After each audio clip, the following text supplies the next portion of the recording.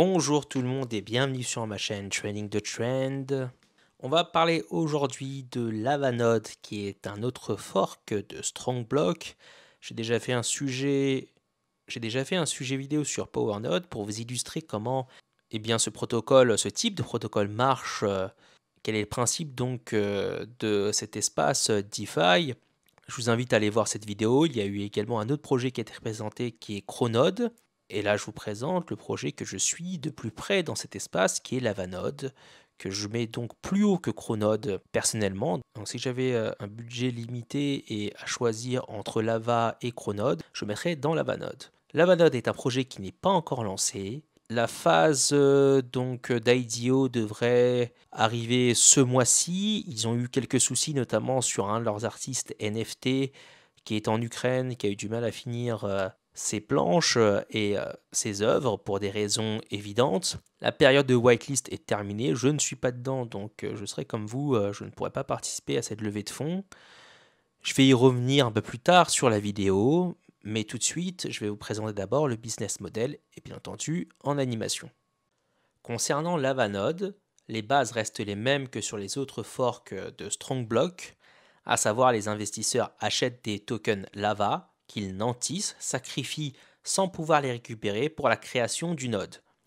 Ensuite, la majorité de ces nodes sont remis à la Rewards Pool, la pool de récompenses. Une autre partie part dans les investissements que choisit de faire la team.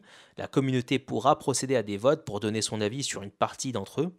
Ces investissements générant des récompenses qui seront remis sous la forme de tokens Lava en parallèle de la pool de récompenses qui comprend donc des tokens Lava. Et ça, c'est ce que j'appelle ou ce que la team définit comme la phase 1.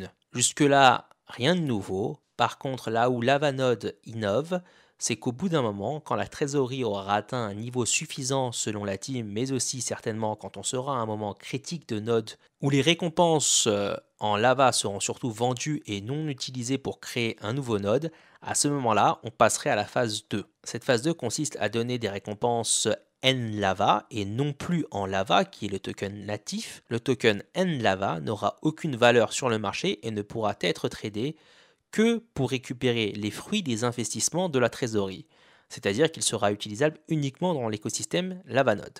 Par exemple, si la trésorerie de Lavanode décide d'investir dans un nœud validateur AVAX, la trésorerie va alors être récompensée en AVAX, mais au lancement de la phase 2, au lieu de vendre ces AVAX pour acheter des Lava, elle va les garder et les possesseurs de nodes recevant des N-Lava pourront échanger ces N-Lava contre des AVAX et ensuite vendre ces AVAX pour récupérer des profits. Cette innovation, si et quand elle arrivera, pourrait être une avancée majeure dans l'espace DeFi des nodes, car le token Lava, celui qui est donc natif à l'écosystème Lavanode, ne subira plus de pression vendeuse, comme c'est le cas pour les autres nodes.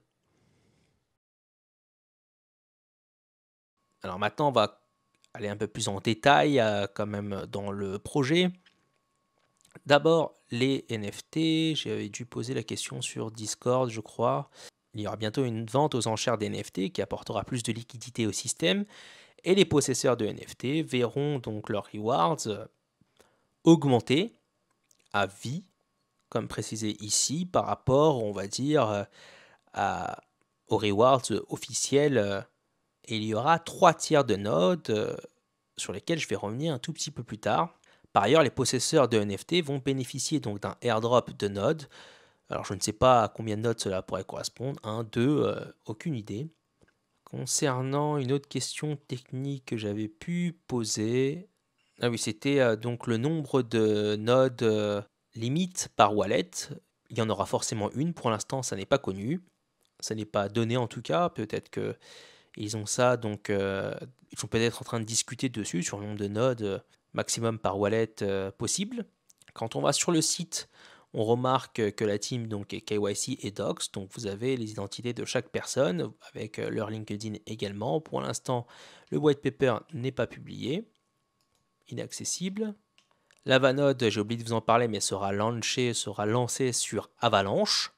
Il y aura un maximum de 1000 $ par wallet lors du lancement de l'IDO. Le token sera lancé à 0,50 centimes pour la pre-sale, donc pour la levée de fonds, et 60 centimes lorsque le token sera public. Donc si on arrive à attraper ce token-là vers ce prix-là au départ, ça pourrait être intéressant en tout cas d'y venir. Et personnellement, la quantité minimale que je vise à acquérir sera donc de 500 lava pour créer le node le plus élevé. Et ensuite, comme vous l'avez vu avec notamment mes précédents fichiers Excel, etc., sur PowerNode surtout, puisque l'émission des récompenses n'est pas changée, je vous invite à aller voir ce sujet-là pour voir comment on réinvestit et comment ensuite on profite des revenus passifs même lors de fortes corrections du token. Alors là, ce sera différent puisque ce sera, comme je vous l'ai montré, des N-Lava et on pourra être récompensé non pas en token de base, mais avec des tokens avec une valeur qui sera plus stable comme AVAX, FTM, etc. Une autre innovation également, si vous ne pouvez pas acquérir assez de lava pour créer des nodes, le minimum ce sera 100 lava. Vous pourrez les staker aussi dans une pool de liquidité pour acquérir suffisamment de lava au bout d'un moment pour ensuite créer un node et donc commencer à monter les échelons pour vous construire cette stratégie de revenus passifs sur Lavanode. Vous l'aurez compris, la principale innovation de Lavanode, ce sont les N-Lava, ces tokens qui seront échangeables contre la trésorerie pour ne pas faire tanker le prix du lava qui, en plus en retour, s'il s'apprécie puisqu'il ne pourra être acheté principalement, bien sûr on pourra toujours le trader, acheter et vendre le lava, mais il ne sera pas vendu pour avoir des profits via les nodes en revenus passifs. Ils seront seulement vendus et tradés comme un token qui se trade simplement sans donc pression vendeuse par les investisseurs qui ont des nodes. Ça pourrait permettre à la pool de rewards, à la pool de récompenses de grossir plus sur le temps, puisque ce sont les lavas sacrifiés qui permettent de faire des nodes qui vont en majorité sur la rewards pool. Cette rewards pool, sa valeur pourrait être constante, voire augmenter, contrairement aux autres nodes où cette valeur diminue. Ensuite, ils pourront être réinvestis donc de manière plus efficace sur les autres protocoles et garantir des récompenses un peu plus constantes. Alors, ce sera un peu plus difficile de calculer puisqu'on ne sait pas encore combien le N-Lava va valoir par rapport aux autres tokens. Quoi qu'il en soit, sachez que ça, c'est un de mes gros projets que je suis.